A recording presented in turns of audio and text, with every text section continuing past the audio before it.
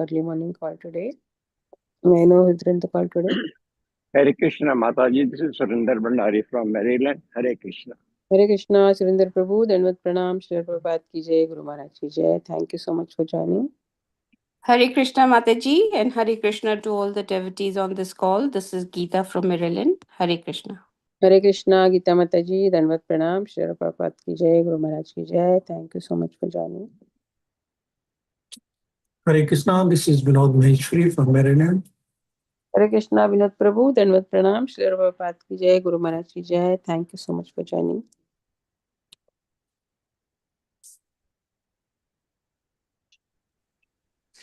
Hare Krishna Mataji and all the assembled devotees. And this is Gaur Gadar Das, dialing from Knoxville, Tennessee. Hare Krishna. Hare Krishna, Gaur Gadadhar Prabhu, Dandavat Pranam, Shri Prabhupada ki jai, Guru Maharaj ki jai. Thank you so much for joining and welcome to the call. Hare Krishna. Hare Krishna, please accept my humble obeisances. All glory to Srila Prabhupada and Guru Maharaj. This is Nikunj Rasadas from Germantown, Maryland. Hare Krishna, Nikunj Prabhu, Dandavat Pranam, Shri Prabhupada ki jai, Guru Maharaj ki jai. Thank you so much for joining. Hare Krishna, Alek Prabhu, Dandavat Pranam, Shri Prabhupada ki jai, Guru Maharaj ki jai. Thank you so much for joining.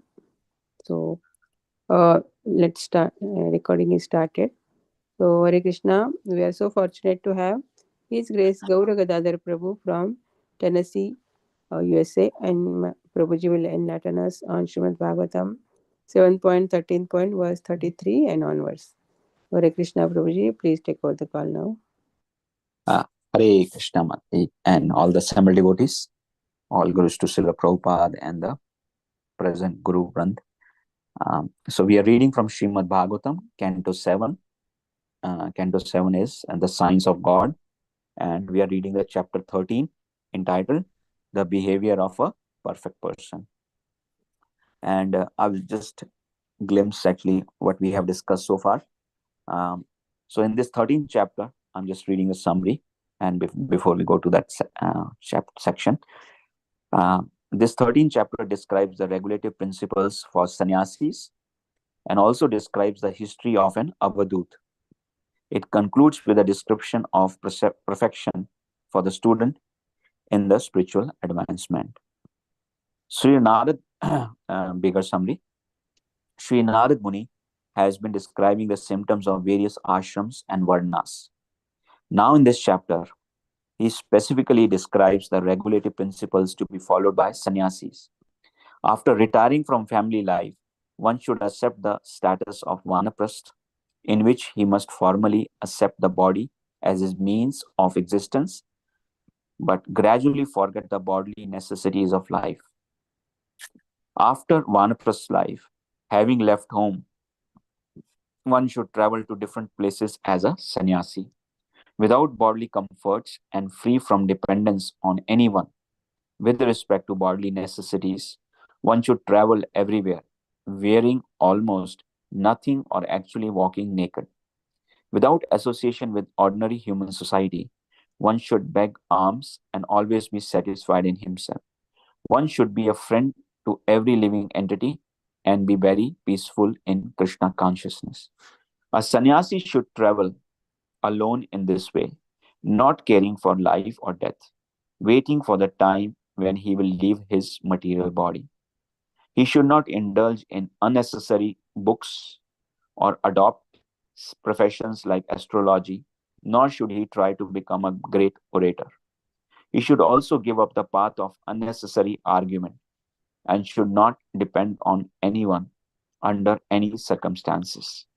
He should not try to allure people into becoming his disciples just so that the number of his disciples may increase. He should give up the habit of reading many books as a means of livelihood, and he should not attempt to increase the number of temples and mathas or monasteries.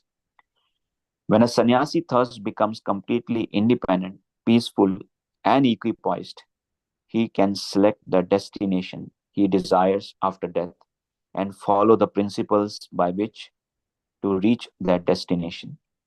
Although fully learned, he should always remain silent like a dumb person and travel like a restless child. In this regard, Narad Muni described a meeting between Prahlad Maharaj and a saintly person who had adopted the mode of life of a python. In this way, he described the symptoms of a Paramahamsa. A person who has attained the Paramahamsa stage knows very well the distinction between matter and spirit. He is not at all interested in gratifying the material senses, for he is always deriving pleasure from devotional service to the Lord. He is not very anxious to protect his material body.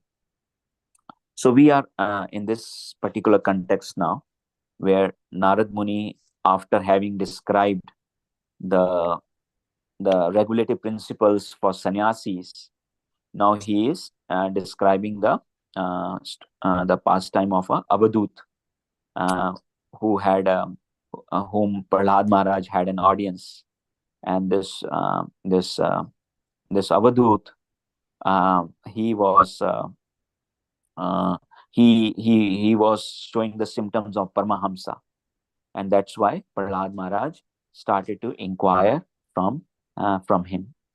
So, like no, we will continue, like we'll start with our discussion today. Uh, so where we stand is like this: Avadut is speaking to Prahlad Maharaj on the topics of spiritual science. So he's talking about, and he is an Avadut, but Prahlad Maharaj has recognized him to be a Paramahamsa, because uh, he was showing those symptoms, internal symptoms. Prahlad Maharaj could, being a pure devotee of the Lord, could identify him. But for the materialistic people, he was dumb and deaf kind of person. He was behaving as like that. So we start with text number 33. Rajas chaturata shrotaha स्वजनात् पशु पक्षितः अर्थिभ्यः कालतः स्वस्मान् नित्यं परानार्थवाद bhayam. Translation and purport by Srila Prabhupada.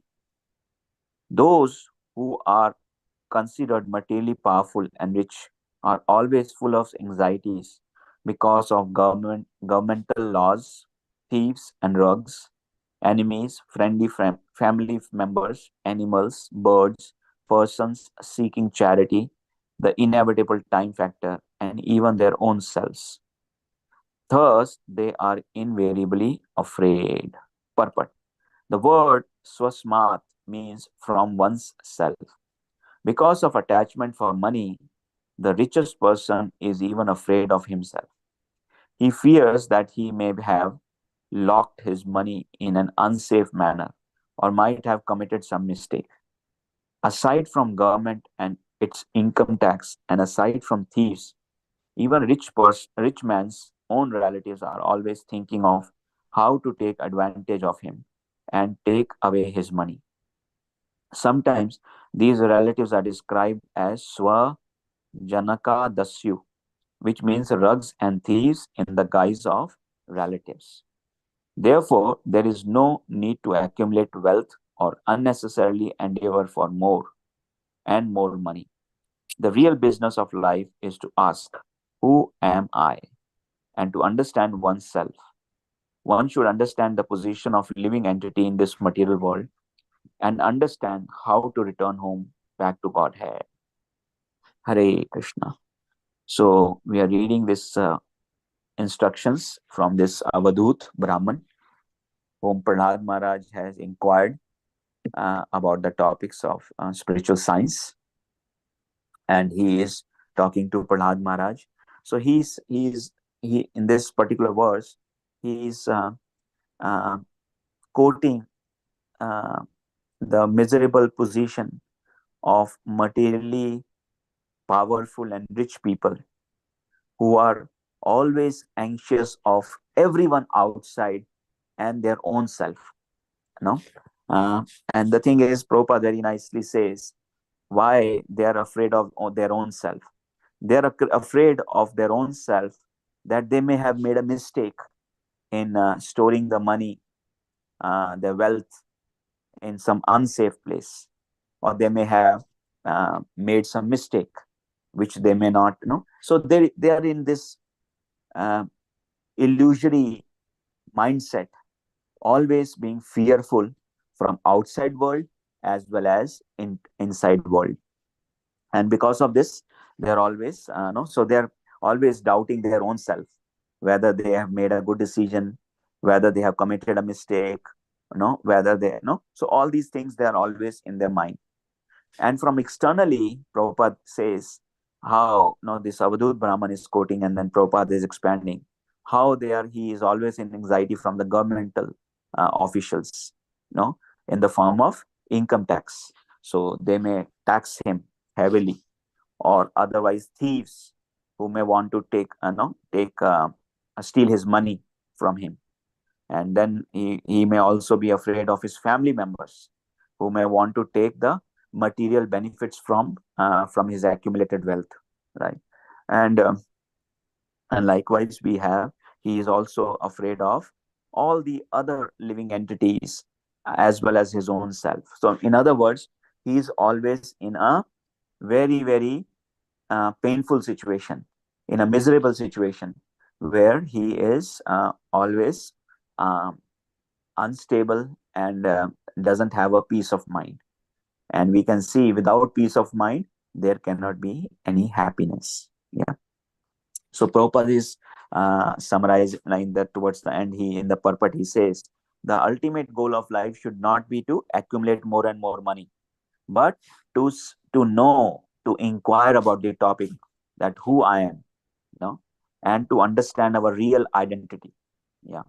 So then, one should basically try to utilize his energy in understanding the position of the living entity, and how from this miserable situation, how we can go back home, back to Godhead.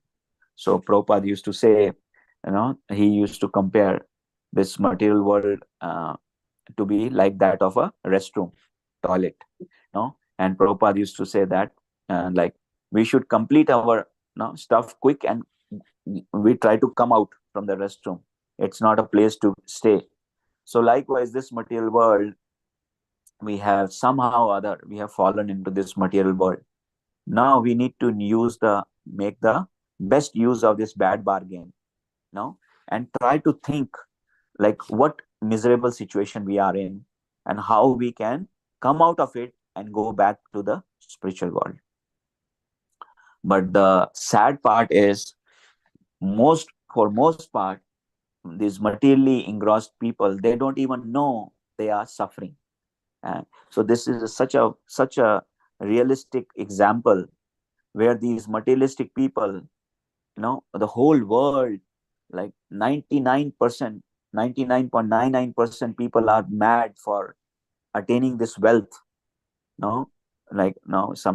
We see all these people from outside world, they are coming somehow or other, they want to come to these advanced countries like the US and other places.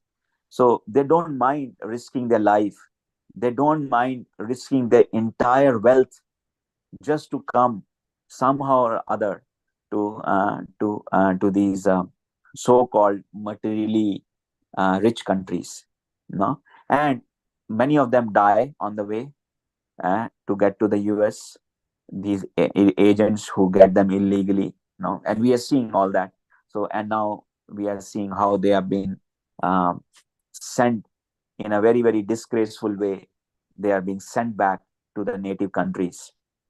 So we see people, it's like in Bhagavatam, also elsewhere we see, it's like a carrot which is hanging in front of a donkey, and the donkey keeps moving. So the carrot is almost like a foot away from donkey's face, but he keeps moving, thinking that he will be able to get hold of the carrot. And the carrot also, along with donkey, carrot also keeps moving the equal distance.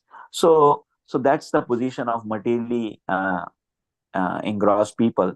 They, in the material sense, they may be very, very super rich people, or intellectually they may be they may be representing the scientific class, scientists and big scholars, philosophers.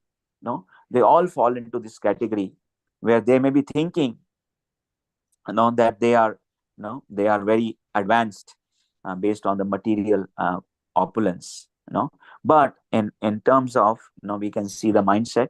They're always fearful of outside world, and they are always fearful about their own self, always in a doubtful situation. Yeah. So that's the situation. So it's a very, very practical instruction. So we move on to the next verse, number 34.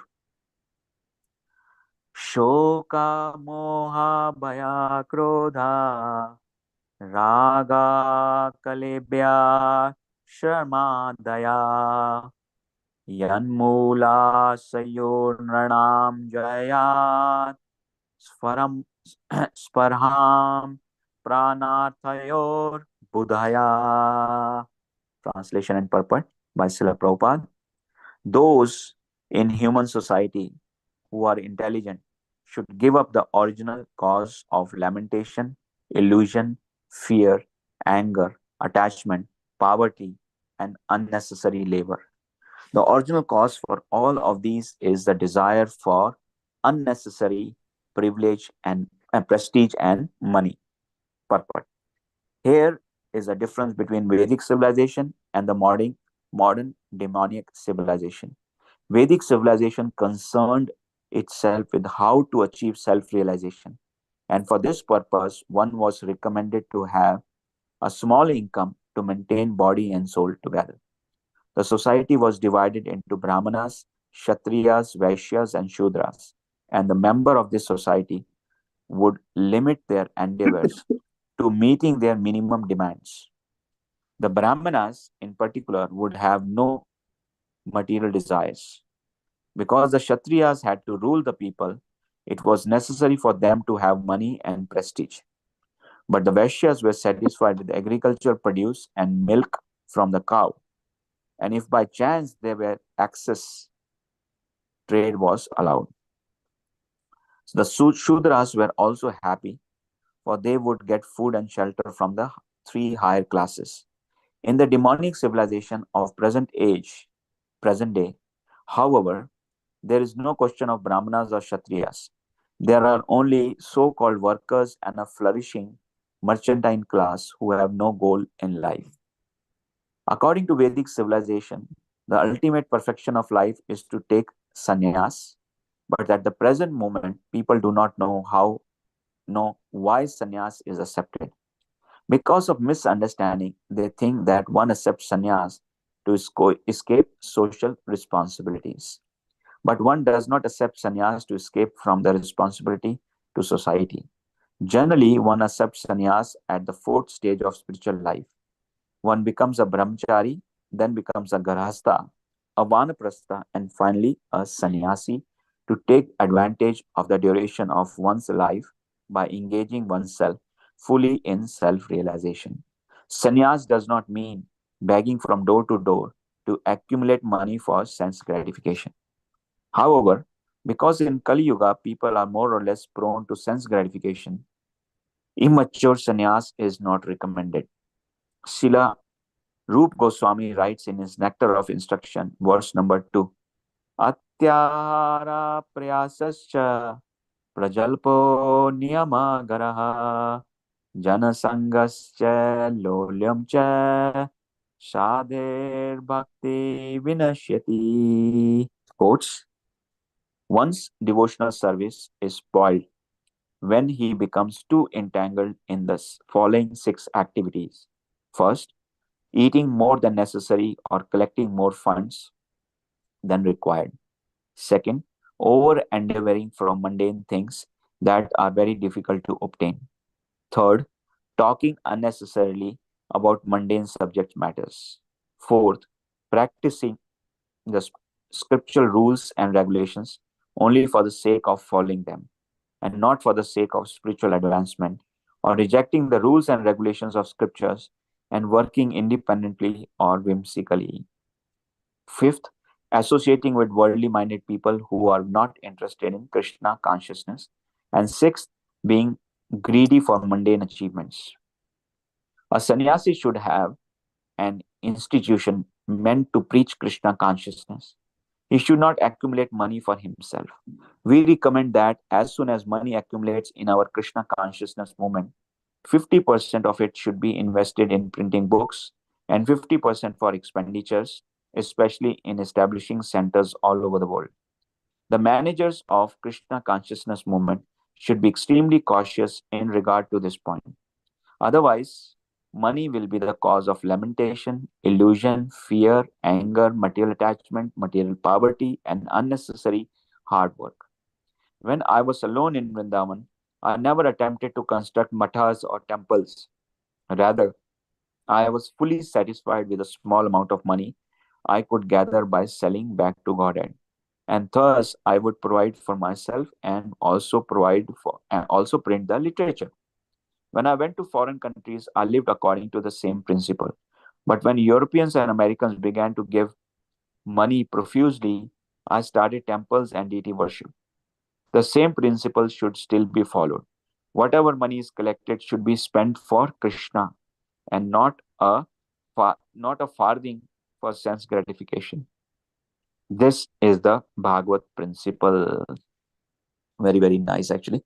So, in the previous verse, we were seeing that the Avdut Brahman is talking about the miserable situation of a powerful and materially rich person. And in this verse, it is the other side, that people who are in the human society, who are truly intelligent, no, they should give up the reason for all the lamentation, illusion, fear, anger, poverty, and unnecessary labor. And that is basically the unnecessary power and money. So in the previous verse, we saw the situation of a materially engrossed person who is looking for prestige and money. And in this verse, it is for that. After that verse, it says that person who are intelligent, they should not be desiring for prestige and money, which is the original cause for all lamentation, illusion, fear, anger, attachment, poverty, and unnecessary labor. No, poverty. Now we can see, even though a person may have a lot of material people, even though they are having a lot of wealth, we can talk about all these big industrialists. Now they have so much wealth, they can easily retire and live peacefully, no, and for the rest of their lives in Krishna consciousness. They don't need to earn anymore, but no, they are working 20 to 22 hours on a daily basis to make more and more money. And then one day, boom, uh, uh, they will be gone. So they're just collecting money. Now, like we see Amazon CEO Jeff Bezos, like he has so much wealth, he does not even have to work anymore. No, he sometime back, I would assume, like, last maybe 2 years ago or something, he had a divorce with his wife, even though he's the richest person on the planet. Um, in this among all the people, like, or maybe like, no, there may be little bit changes happen here and there, but like being the richest person, he has a divorce with his wife, and the settlement was the richest settlement. It was so much money was involved in that litigation and that separation that happened. So we can see the miserable situation, like, no. So, and even though they have a lot of wealth, they are not able to they don't have the even chance to enjoy in a material sense also. They are not enjoying, they are very, very stingy. They are very, very, they are very poor, in real sense, because they don't get to spend that money itself. They may buy something here and there, but they are not able to use those items because they don't have time for those, right? So Prabhupada is here in the purport, he's very nicely comparing the Vedic civilization and the modern demonic civilization. In the Vedic civilization, the society was divided into 4 varnas and 4 ashrams. The 4 varnas were the the brahmanas, kshatriyas, vaishyas, and shudras. And the 4 ashrams were the brahmacharya, vanacharya, grasta, vanaprastha, and sannyasi. So the society, the overall idea was for these 4 ashrams and 4 varnas was for the living entity who has come in this material world to enjoy with the enjoying propensity separate from Krishna. It was to give them an opportunity so that they can gradually convert that propensity of material sense enjoyment into detachment and knowledge, and eventually develop a mood of gratitude, no? And then progress further to the level of uh, uh, spiritual understanding about their position, and then prepare their journey back home, back to Godhead. No? So that was the whole idea. But in the demonic civilization, it is completely, no, there is no varnas and ashrams. We see with the coming of the Britishers, and before that the Mughals who ruled over India, they the overall the so-called the people complain about the caste system. The caste system was very authentic, and as Krishna says in Bhagavad Gita, chaturvarnam maya system guna karma vibhagisha.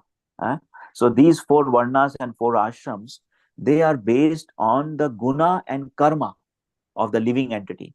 No, they are not based on where the person is born. As Prabhupada used to say, that a person who is born in the family of a doctor is not a automatic, he does not automatically become a doctor. Or a person born in the family of a lawyer, he does not automatically become a lawyer. Likewise, a person born in a family of a Brahmin, he does not automatically become a Brahmin, right? But person who is born in such a family, he has a high probability to develop that mood to be in that particular profession. Because his parents, they will like the doctor family. So usually the kids go into the medical domain because they get the guidance from the father, from the parents, or from the from the family members. They have always that kind of mindset. And likewise, for a person who is born in the family of a Paramahamsa, like Prabhupada, the way he was raised by his father, so definitely there is a high probability of him becoming such a person becoming a devotee. uh, and likewise Prabhupada became such a pure devotee. He was able to propagate Krishna consciousness all over the world. Basically, Prabhupada is the one who cleansed this the whole system that was all the temples in Vrindavan, like earlier, these pujaris and the priests, they were barely spending any money on the deity worship or the maintenance of the temples. All that money was being used in the maintenance of the family and their own self. No, but when Prabhupada established Krishna Balram temple, in Vrindavan, that became a standard where they were forced indirectly by Prabhupada to maintain a high standard of deity worship, high standard of maintaining a temple. And that why Prabhupada was able to inspire so many people directly or indirectly. So the Vedic system was very authentic. It was based on guna and karma. So we see in the history, on the Vedic history, we see Vishwamitra, who was born in a Kshatriya family, but he had a mood of a Brahmin, and based on that he performed austerities, and he became a uh, renounced Brahmin, sannyasi, basically. And then we have the example of Dronacharya. Dronacharya was born in a family of a Brahmins, and he was a teacher. But then he was engaged with the Kshatriya, and he fought in the battle of Kurukshetra as a Kshatriya. So this caste system, which people usually mock without understanding the gravity, without understanding the nitty-gritty of this caste system in the Vedic civilization, no, so they may mock it, but then they don't understand, they may not understand the value of it. As suppose in comparison to that, today's society, this Vedic today's demonic civilization is totally, Prabhupada says, it's the low class people. No, they are not even Shudras. They are not even, they don't fall into the four categories. No, they are below Shudras, Malechas, Yavanas, Chandalas. No, so they are on such a low platform, right? So, and these people are talking about, or they are commenting on the Vedic caste system, the four varnas and four ashrams, without understanding the value that was inculcated in this system that was being given by the Lord. So we see, no, so in the Vedic system, the idea was all the four varnas and ashrams, they were very, very respectful.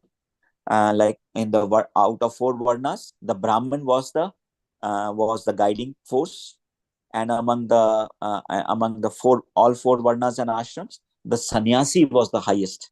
Now he was the guiding person for the society, and we see everyone was happy in this in that system. No one was exploiting each other.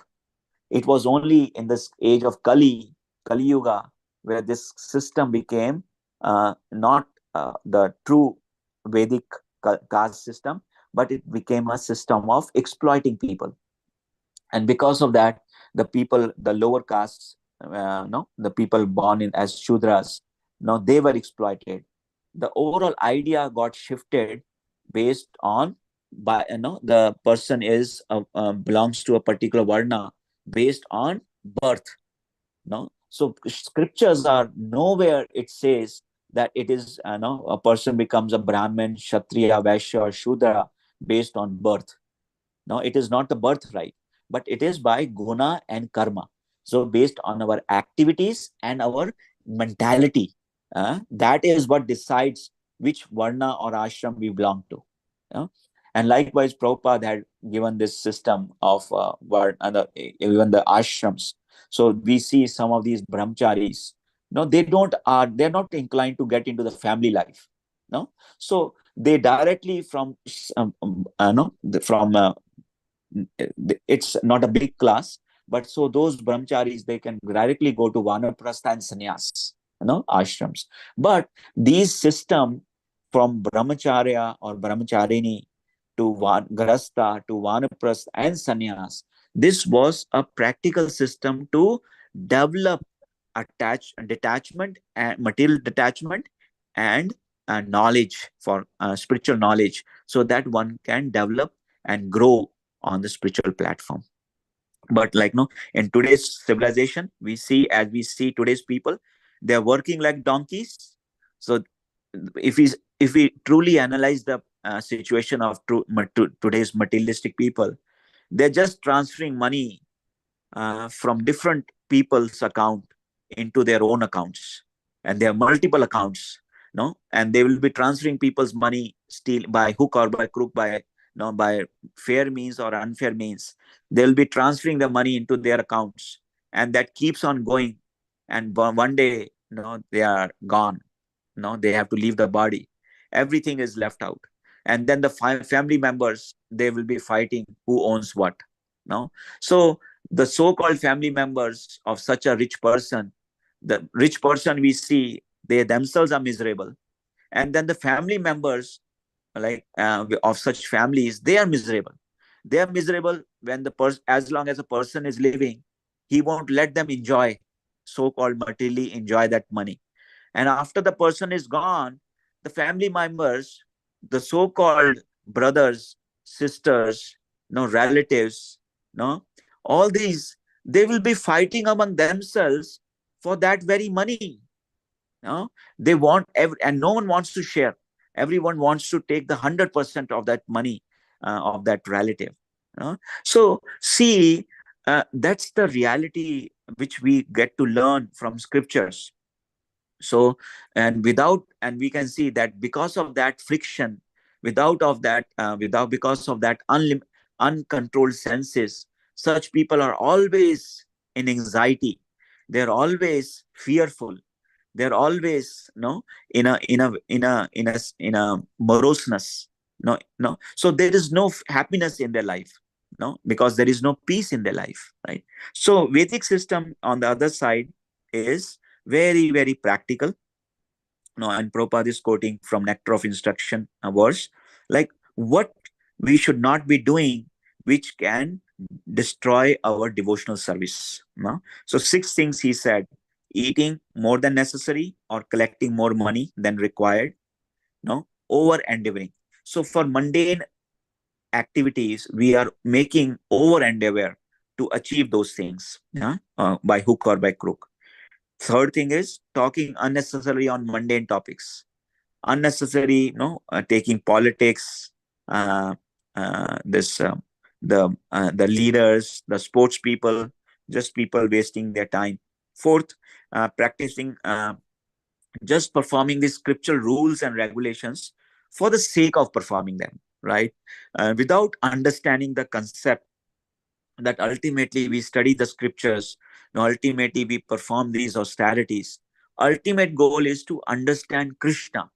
Ultimate goal is to understand who I am, who is Krishna, and what is our relationship with the Lord, and how I can act in so that my relationship with Krishna matures, and I can go back home, back to Godhead. Yeah. So that thing is not there anymore. So people are just following some, like they will be rotating this agarbatti in front of the Lord, and some demigod, just for some material gain and all. So that's people, they call it devotional service. So they are whimsically thinking themselves to be spiritual, but they are uh, whimsically acting. And then and Rupa Goswami says that we should not be associating with the worldly mind people, because the worldly mind people will corrupt our mind as well. And then they are greedy for mundane achievements. So such people are where, so we know, like the greed should be for spiritual things, not for material things, right? So the spiritual greed is where we try to increase our spiritual activities, so that we can become dear to Krishna, we can develop attachment for Krishna. And greed for material things is what we have already seen is not good anymore. No, it's not good. People cannot be happy even on the material plane for that. Yeah. And then Prabhupada is saying that's why Prabhupada has made this, in this Krishna consciousness movement, like whatever money is coming to ISKCON, Prabhupada has laid great stress that 50% of that money should be used in printing the books, and rest 50% should be used in opening centers, temples, and for and the Vedic spiritual centers for propagating the spiritual science. Yeah. And Prabhupada said, he is giving his own example, that he lived on the same principle, that a sannyasi should not be accumulating any money. The sannyasi should be using everything for the Lord's service, and completely depend on the mercy of the Lord. That's the whole idea. And so based on that, we can see Bhagavatam is, in today's verses, we saw both the angles. People on the materialistic plane and people who are intelligent, they can see these things and how they should act. Yeah. So I conclude today's discussion and open up the forum for any questions or any additions that dear devotees may want to do. Hare Krishna. Thank you very much. Hare Krishna, Prabhu. Yeah. Hare Krishna, Prabhuji. Please go ahead, Prabhu. Yeah, my name is Vinod Maheshwari. I'm from Maryland. And very nice class. and good example for Viswamitra being Kshatriya and then become Brahman, and then Dronacharya become Brahman to Kshatriya. Very good example, and then, that's it. All this 6 things he told us. So my question is this Rupa Goswami and all Goswamis wrote some books? Yeah, Vinod Prabhu. Yeah, please go ahead. Yeah. No, my question is, did Rupa Goswami and other Goswami wrote some books? There are books? Yeah. So these nectar of instruction, Prabhu, definitely there are different. Rup Goswami is our main acharya in our Krishna consciousness, So all the 6 Goswamis, Prabhuji, were disciples of Chaitanya Mahaprabhu. Right. So Chaitanya Mahaprabhu instructed them, and under his instructions, they basically they found out all the Leela Sthalis of the Lord in Vrindavan. So they basically wrote books. So a lot of things that they did to reestablish this principles of Vedic science, Vedic principles or spiritual life. So based on that, out of Rupa Goswami has lot of we are basically the other name of our Gaudiya Vaishnavas is Rupanugas. So we are followers of Rupa Goswami, right? And Prabhupada has translated 2 of his books into English. They are in Sanskrit. So Prabhupada has translated 2 of his books, Nectar of Devotion and Nectar of Instruction. So these are from Rupa Goswami. Yeah. Oh, okay. Yeah. Thank you. So Updeshamrita and Bhakti Rasamrita Sindhu. So these 2 books Prabhupada, but there are other books by Rupa Goswami, and which people we in our movement they have done PhDs also Really? on just one of the on very very small topics. It's very very heavy science, Prabhu. Very very practical, and as we can see from today's verses, like no one can deny these things actually. It's a very practical science. There is no we can see this in today's society. The first verse, the situation of the materially engrossed people who are looking for prestige and power and money, and people who are intelligent, how they should act after seeing that. And Prabhupada on the purports, in this purports, he is very nicely explaining that.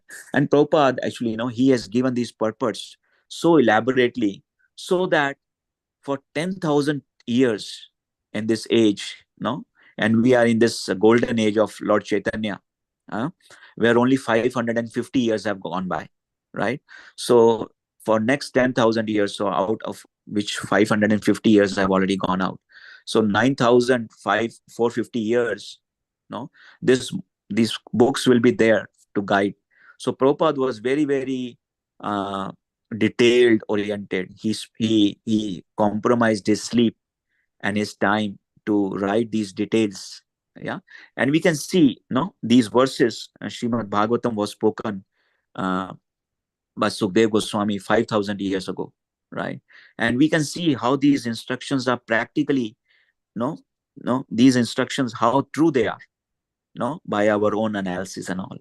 Yeah. So yeah, Prabhu, there are a lot of literatures by our acharyas, and and Prabhupada, we won't have time to get through in our lifetime. So that's why we can focus on Prabhupada books and Prabhupada purports, because in these purports he has summarized, he has brought over all the information from all our acharyas, Vishwanath Chakravarti Thakur, and Sridhar Swami, all these Baldev Vidyabhushan, the 6 Goswamis, all these acharyas, he has brought their commentaries, which were originally in Sanskrit or Bengali. So he has translated into English so that we all can understand and take the benefit of it. Thank you. Oh, that's very, very, very nice to explain. So we don't have to do anything. Everything Prabhupada has given in the books. He has burned that energy for us. We just need to use that and take the benefit. So by Prabhupada's purport, when we are reading them, we are getting all our acharyas commentaries in those purports, and Prabhupada has presented them in a very, very simple way that our people of this age can understand them very easily. Yeah, thank you. That's what I see in Gita, Bhagavad Gita. He wrote, he took 42 books references. That's where so we have that benefit of by Prabhupada's mercy. Yes, you're 100% right. Yeah, he just so many references. That's interesting. And thank you again for explaining, taking your time. No problem, Prabhu. We are just repeating what Prabhupada has done. We are taking benefit, Prabhu. We are wanting others to take benefit, and others should take it to further others, like whoever come in their contact, so that it's a win-win situation, Prabhu. No one is a loser. Everyone gains in this Krishna consciousness. So yeah, you are please correct. Yes, 100% right. Hare Krishna, Prabhu. Hare Krishna. Dandavat Pranam, Prabhu. Dandavat Pranam, Prabhu. Any other would like to? Hare Krishna Prabhuji, Dandot Pranam, all glories to Srila Prabhupada, Guru Maharaj. This is Padmini Radha from Maryland. Prabhuji, I have a question about, we were talking about the caste system and the Varnashram. So I have family who do not follow Krishna consciousness. And there are some people who are conducive to Krishna consciousness, and then there are some who are very neutral. They don't have, they are neither conducive nor they are opposing. My father was such a person. But when there are people, not just in family, but even in general circles, I guess, when you see people who are conducive, um, and I'm born in a Brahmin family by birth. Okay, sure, Right? Mother. Sure. So I guess my question is, Prabhu, there is some conceptions that people have in India, particularly, that when you are born in a certain varna, not varna, but Family, basically. right, caste, you are superior than others, or something alike. So my question is, Prabhu, when you meet such people, and when you are trying to give them association, not take association from them, or trying to preach to some level, how do you handle those discussions around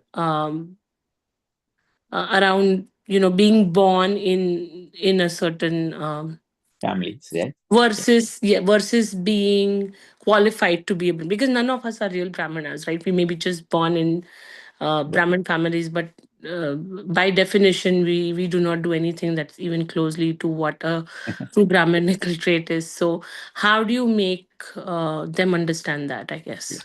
No, Mother, you being a devotee, you're being humble. That's good. But definitely, Mataji, and that's the sad part, actually. No, and Krishna says in Bhagavad Gita, right? So people who have been born in higher castes, actually, these three high levels, the Brahman, Kshatriya, and Vaishyas, right? So they are definitely, and that's based on their previous lives, right? So in the previous lives, if based on how much they have progressed, right? If the progress was a good progress, right? They have made a, like we see pastime of Bharat Maharaj, even though he was a devotee, he left the family, everything, right? But then we see, like, just by little mistake, he got a dear body, right? But by Lord's mercy, he was able to remember, right? He had a dear body, and what mistake he did, and he, in the deer body, he was very, very cautious, right? He did not associate it with the other deers, but he went away from the family and resided in the Kalinjam, in that place where the sages were there, right? And based on that, he got the next life as a Brahmin, right? So Jad Bharat, he came.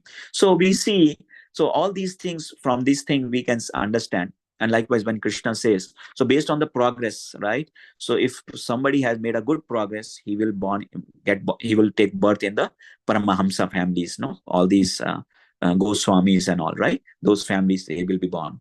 And if someone has made little less, right, comparatively, he was more in the rituals and all, so he may get birth in a Brahmin family, Yeah, but if the progress was very little, then he may be at least he will be born in a rich family, mercantile family, no, the Vaishya families we have, right? So based on that, the Krishna, definitely we get the benefit of that, right?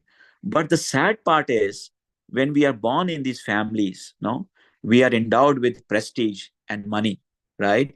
So we like no all like in our families and all, like we see people are all educated, no, materially educated, wealth, they are all scattered in the different parts of the world making, no. So but we see those things are there, right, Madhaji? So but the thing is, the sad part is, with that opulence we forget our previous the sukriti that we were carrying, no, we get covered over. Yeah. So the thing is, for sure, no, by Prabhupada's mercy and his disciples, no, present Acharya Brinds, no, we have been woken up from that situation, no. So we should take benefit of that. But probably, like, no, I'm just quoting from what I've heard from one of our lectures in and from the senior disciple, senior Maharaj. So he said, never preach to your family members. No, you just be a good devotee with them, because they will not look at you as a devotee. They will be looking at you like, if they are elders, no, they will be looking at you like, oh, no, he used to be a kid before us, right? And now he's trying to guide us, right? And if they are of the same age group, then they will say, oh, he was just a friend of us and he's trying to act smart now, right? And likewise, if they are younger, no, they will just treat us like, no, one of the family members, right? And we can see that from Prabhupada's own life also, right?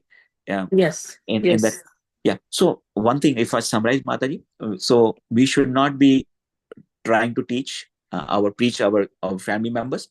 Be as a devotee with them, be nice, yeah. And but try to engage them.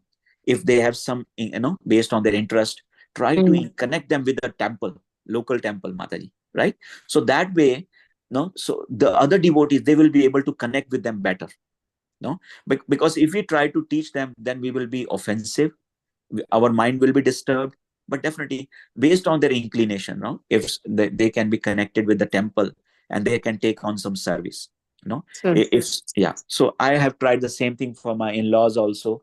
I know they are very in Delhi, in near the Rohini temple, no. So what I've done is like, no, so um, like I've asked them, like, no, take some service in the temple. They like to do service, no. So they have taken up services on that. So based on their chanting has increased, no, they have started reading Bhagavatam. From our side, my wife Shama and myself, we were trying very hard to make them read Bhagavatam. No, get up. We even sent a Bhagavatam set to their house. No, they will not read it.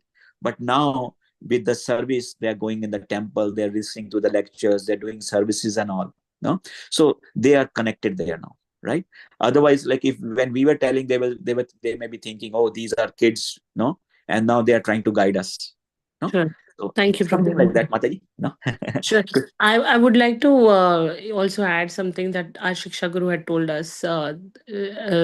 He had told us sometimes that, we get too excited to share half learned knowledge. So instead of, I mean, he had told me, and it completely applies to me.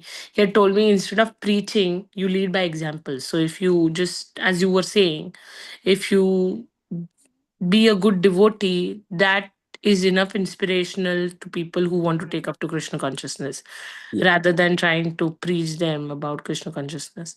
So yeah, sure, Mataji. And definitely, like, no, we also need to be very, very, no, yeah, sorry, we also need to be cautious, Mataji. Like, no, I was listening to, my Shiksha Guru, like Radhesham Prabhu. So he was saying very nicely now that sometimes we are enthusiastic, we preach and preach and preach, but then our heart becomes empty, right? So we need to keep filling in our heart also with the spiritual knowledge, so that we can give it to others, right? So sometimes we are enthusiastic, definitely, I'm not talking for you, Mata, I'm talking for myself. Sometimes we may think, okay, we have to give, no. And then with that mentality, we are not filling it, replenishing it, right? So that kind of thing also happens sometimes, right? So Prabhu, like, no, Prabhu was saying, actually, no, we need to replenish our resources as well, Yes. so that we can give and be humble. So Radheshyam Prabhu was saying, like, when he took sannyas, actually, so one of senior sannyasis told him, Radhe Radhe Kaho, Radhe Radhe Kaho, Chote Banke Raho, right? So that was the instruction he got. So when he took saffron, that we should not be we should take a menial position and look out for opportunities how we can help people out, rather than showing our I'm not talking about we are rather than showing our supremacy, right? Yeah. So something like we can in true sense, when we try to help them others, then Krishna from within the heart, he will give us how we can do those things better, Mataji. Thank you, Prabhu. Thank you so much. Sure. Hare Hare Krishna, Krishna. Mataji. Thank you. Thank you.